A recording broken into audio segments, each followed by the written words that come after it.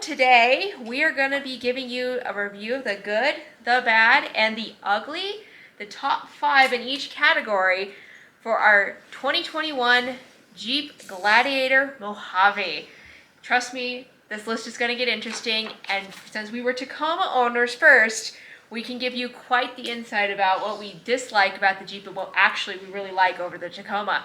So come with us. So we're going to start with the good, because who doesn't want to start on a positive note? So for the good, how about number 1, the style of the Jeep? Some people love it, some people hate it. I happen to really like the styling of the Jeep. It's a box. I've always loved shoe boxes. They're great. You can't go wrong with the square. But it is very rugged looking. I like it. It's got the hood scoop. It's really nice. Just, you know, the Tacomas look awesome too. I like them both. A lot of people hate either one. I like them both. They're really cool, and they each have their pluses and minuses. Yes, it's like just a giant box rolling down the highway. Yes, it was intimidating. It is. Those big fender flares really offset it a lot. It's manly. So number 2. Comfortable seats. Yes. I like the seats because they're tall, they're bucket-like. You can adjust them pretty well, multi-directions. What do you think about them? I thought that they reminded me a lot of a typical full-size truck seat. Yes. In the front. The front seats reminded me of the Ram, which I loved those seats. I like them too. They fit me just right. They were so wonderful, and I love them. And I think that's the problem I have with most mid-sized trucks is the seats are very terrible. They're not great. Sorry, Tacoma people, but the canoe seating. We still have the canoe kayak seating. It's Yeah, not a fan. Canoe kayak seating is not great. But I would say that if you were picking a truck just on the seating, I would give a point to the Jeep Gladiator. The seating isn't really nice. So number 3.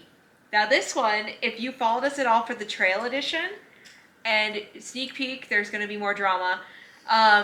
The tires on the Tacoma are terrible, but on the Jeep, they're amazing. Awesome. They're great. They're low range C's, 6-plies, Falcons. I mean, some guys love or hate them online. That's all great, but they did great. Good traction, no flats. Go anywhere. What? Ride comfortable. A gravel road isn't their nemesis? Yes, a gravel road is not their nemesis. They eat up gravel and spit it out. They're good tires. Much better than the stock Tacoma tires. Yes. Much better. I prefer them, and I think that Jeep did a great selection for the Mojave specifically. Those tires are amazing. Yes, I like them. them. I highly recommend them if you're looking for a tire. Got a cat here. That's Maple, by the way. That's Maple. Meet our new cat, Maple. It's been here about 8 months. Fuzzy tail. Anyways, back to the Jeep. I know you're not here for the fuss. All right. Number four. Off-road beast. That thing is awesome off-road. It's got a 52-to-1 crawl ratio, 44-to-1 approach angle, 20.6-degree breakover, which is the same as our Tacoma. 26-degree departure angle, which is awesome. The approach is awesome, as you'll see in that video, or saw in that video. Find that video. If they haven't seen Calamity Mine, you need to watch this video first and then the grocery go click on it. Grocery Run has some good spots showing the approach angles and departure angles are really good. Yes. Yes. Rock sliders. Those, I know people don't like some of the factory ones, but for me they're perfect. I'm not going to go out boulder bashing a brand new vehicle. We don't use the rock sliders as an extension of the truck. No. We use them as oh my God, I miscaged it. Got that on the side of the slider. Thank gosh It was there. Yeah. That's not on video either, but it took a nice light brushing. No. I mean, I wouldn't go boulder crunching with it, but if you brush or skim it on top stuff, it seems to hold up well. Yeah, if you plan to use it as an extension of your actual vehicle, you might want the better ones. But if you're just kind of like us, coming from a Tacoma into that, having them as a nice, that was a little bit harder than we thought it was, is a really nice insurance policy. Anyways, yes, I like the Jeep Gladiator Mojave's tailgate better than the Tacoma because you can put it at 45-degree angle and haul sheets of plywood. I can't personally afford plywood, but I did haul some OSB in it. I hauled another guy's plywood in it, 5 sheets. It's great. Just loop the things and go. Strap it down, you're good to go. You can't do that in the Tacoma, as I found out the last time I tried to haul some OSB sheeting. Moving on to the bad, we're going to do the top 5. And this first one, it depends on your body type if it's going to be a bother for you. But for us, and specifically for Dane, the shoulder width can be a little restrictive. Yeah, the seat spacing inside. I guess the interior spacing is a little narrower than the Tacoma. So if I drive with my arm and the rest where it's comfortable, which it is because it's at the right height, I feel like my shoulders are crammed in a little. But if I put it up here like I do with the Tacoma, it's just fine. So just kind of something I learned after we got back into the Tacoma. I was like, oh, because we went and looked at another Gladiator. So yeah, that's so I'd have to drive it like that, and that would be more comfortable. Because driving like this, it just felt crunched, a little claustrophobic. But now I know it's better that way. So that's about it. Because you're about 2.8 inches less interior width on the Gladiator versus the Tacoma. So the next one is, number 2 is highway driving. Yes. And so part of that is the noise. So as you get faster, there is a lot more noise up in the areas that you're not used to. If you have any other right in the head area, yes. There's a lot more wind noise. It's the same-ish sound levels, but it's definitely louder. As we found out when we caught a bad cold, your ears are messed up. It's way more loud, and it's just more everything noise. It feels like the semi's in the cab with you. It does, especially if you have like a sinus infection or anything like that messing with your ears. I was like, whoa. So drive your little commuter car instead for a yes, while, exactly. and then when you feel better, go back to your Jeep. Exactly, because otherwise, I mean, it's noisy at highway speeds. I think any Jeep is, but the Tacoma definitely has the wind there. That would be it's quieter. Yes. Not extreme, I guess. And then also sometimes it has a tendency to wobble, yes. which it's a Jeep thing, right? Right, it wobbles. If you hit a bump wrong on some of these backcountry roads around here, you'll get the wobble for a while, and then it kind of goes away. But I think that's normal. I don't know. I've had heard it it's such a short thing. time. I just think some of these are Jeep things, which is fine. It was good. Yeah. So the faster you go, the more careful you want to be with some of that. So the Mojave does really fast. It does great at fast speeds. It does. But if you don't have that suspension that it comes with, you might not do so well. I'm not sure since we haven't owned anything else. All right, number 3. This is your pet peeve. My pet peeve. On most trucks. Number 3 on most trucks. Ground clearance. Manufacturer specs. Oh, you get 11.6 inches ground clearance on the Mojave. It's got the 1-inch lift in the front. It's got all the bestest stuff. Better than a Rubicon, better than anything on the highway. How much ground clearance do I have? 10. 10 inches under the differential. Maybe like 10.2, I think. I measured it. I have to go back and look. It's like 10 to 10.2 inches. That is not 11.6. Ground clearance is the lowest point that you measure. It's 10. 11.6 is more. But the Tacoma has less, so it still has really good ground clearance. Yep. So number 4 is the auto start stop. So this is a problem that has occurred on Jeeps and Grand Cherokee. So on your Jeep Gladiators and your Jeep Grand Cherokees, they've had a problem with some vehicles with the auto start stop not working, or the vehicle doesn't want to start. Ours had that problem. It did once. It wouldn't start, and I went to get the battery box to jump in, and I came back out, and it started again. And we got it checked out, like, oh, it's just a glitch or drive it more. We don't want to trace down 2 miles of wiring. Like, okay.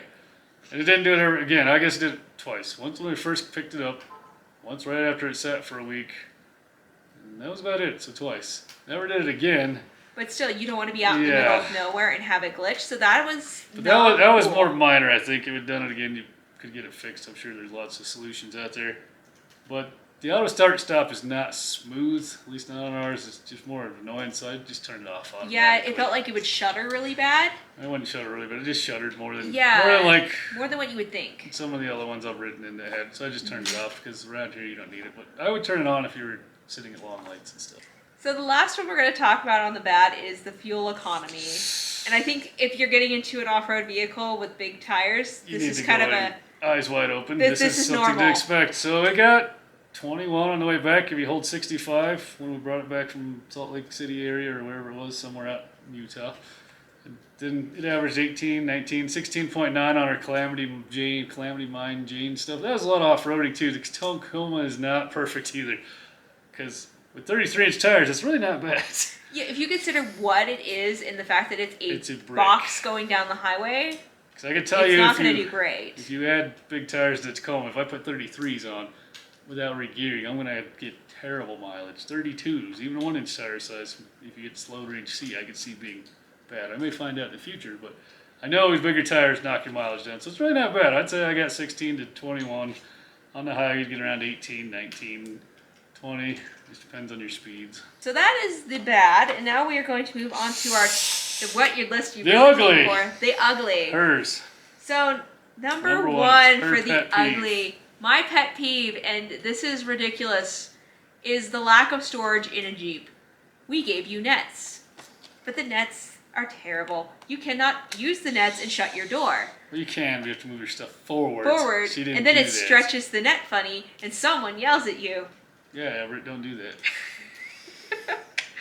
Or you want to put your drink down. There are 2 cup holders. And 2 in the back, and 2 in the armrest of the seat in the middle. Some of us are too short-armed to be able to reach behind myself. That's why they make accessories. Just empty every pocket. You can bolt on some cup holders. I shouldn't have to buy accessories, which we have an accessory video to tell you how to fix your Jeep. We'll leave that for number 2 then. Let's go into number 2 before you start all these things. So basically, lack of storage. There's nowhere to put your phone. There's nowhere. It's really hard to put your wallet. If you want to carry a big camera with you, there's nowhere to put that. There's just lack of storage. They didn't think it through. It's just she she could put her wallet in the console. There's always room. Not with all your emergency kits. I'm getting lighter. Yes, supposedly. She put her wallet in there. It did fit. Barely. It fit. That's all that matters. I'm just saying. Inch or a mile. It fits. For 2 phones, if you have 2 smartphones, you have room for 1 smartphone, but not 2. Yes, and we'll get into that. Next on number 2. So number 2, I digress. Number 2. Value. The value that you get with a Jeep Gladiator Mojave versus a Tacoma. I would say that if you are value conscious, you should go with the Toyota Tacoma. Hands down, just do it, walk away. Now you do get adaptive cruise, more storage. What else? Oh, yes. You get a wireless phone charging, charger, a power rear sliding window. Power rear sliding window. Proximity door sensors. Headliner comes standard. Door cup holders. Door cup holders. A bigger glove box. Yes, it's like double this size. Yeah, you actually have places to put your stuff. You do. You do, no and it leg comes room, standard. Canoe kayak seating, but you get all that standard. And it's cheaper. And it's Quite a bit cheaper, like way cheaper. Way cheaper. And so for the value of a Jeep, you're paying for a label. It's like paying. And removable top and doors. It's like buying a JCPenney purse and being like, oh, this functions, or buying a Coach purse. The Jeep is your Coach. And all you women out there who actually know, like, that is a big difference in price, and that is what a Jeep is. It does the same thing. One's more manly, one's manly enough. Number 4. We've mentioned this in the bed. Number 3. Let's mention this now as it's new. So number 3, which is something you don't really think about when you're getting into buying a Jeep, is the rear door opening.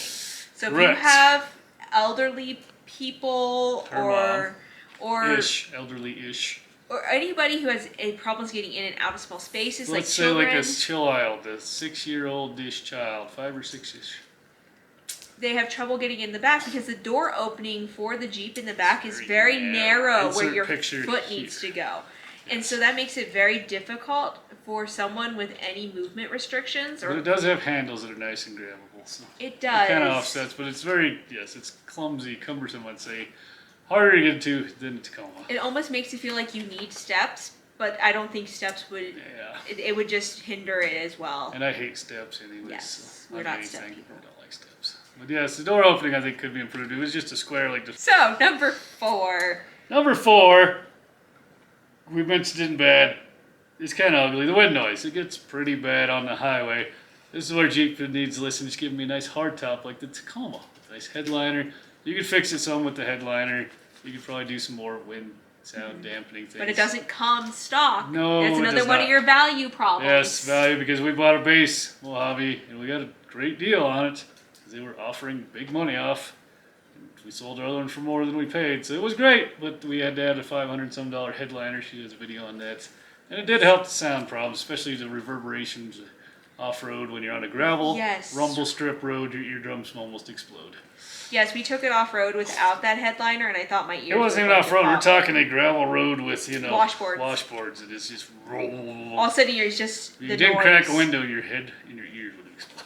So just be aware. So yes, be aware that is a problem. It can be remedied some. It's still never going to be as quiet as, electric vehicle. Your wind noise will always be there. So the last one, number 5, and this is something I didn't realize was going to be a problem because it's never been winter. It's never been a problem on any other vehicle we've ever had. So most vehicles don't come standard with this, but it's an option to add, and it's pretty cheap. It's the door sill protectors. Why would you need those? You need that on a Jeep. They are so slick. They are slick as AF. They are very slick. You slide when you get in. It's because you step right there, and it's been a while now since we've had it. You step on it, it's like whoop. You gotta be careful. We do have a lot of handles and stuff, but yeah, once you put the door sill, she installed door sill protectors. They're so much nicer. You just have that little grip you need to get in. Snow, ice, mud on your shoes. You're not like whoop. If that is the one accessory, if you can pick one accessory that you should put in your Jeep, top 2. That would be one, and then the other one is the headliner. Those are the 2 non-negotiable accessories to be able to put up and stand a Jeep. I wish they came with them stock. They should just have them on there because those door sills are so slick. I remember falling on my butt, and I was surprised. She's kind of clumsy. Yeah.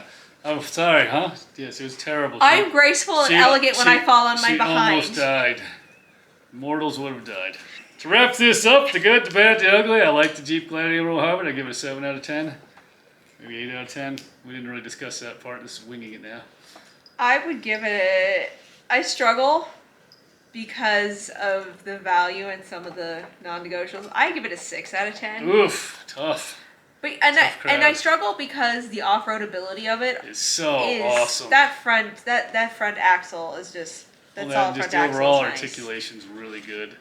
Plus the plus button works really well in low, and the gearing works really well in low. The reverse, the mirrors, the camera's good. I mean, yeah. But I am gonna say an unpopular opinion, and people can bring their pitchforks. Oh, don't do it! What is it? If you buy a Jeep Gladiator, any style, you do not need 35s or 37s the moment you roll out the lot, people. You're right. You need 40s. You need 40s. 40s.